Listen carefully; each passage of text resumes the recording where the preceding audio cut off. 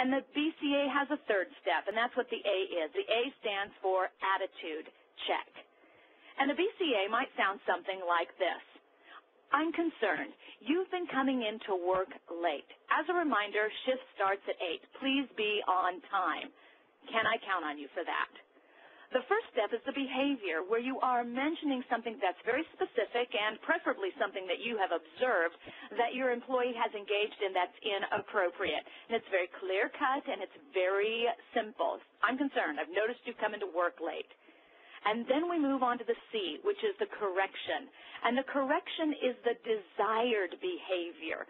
One of the biggest mistakes many people make when engaging in criticism or discipline is that they tell people what they don't want them to do as opposed to what they do want them to do.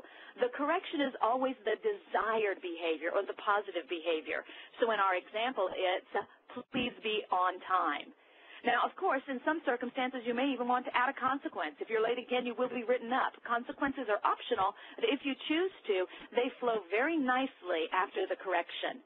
And then the attitude check is simply a question. Can I count on you for that? Will you do that? Do I have your cooperation? Do you understand? A very simple yes or no question that increases the likelihood that an employee will say, yep, got it. And we've been very clear, and we've been able to express our desire for a behavior change in a way that increases the likelihood that they will agree, and then we don't get into some long, drawn-out conversation.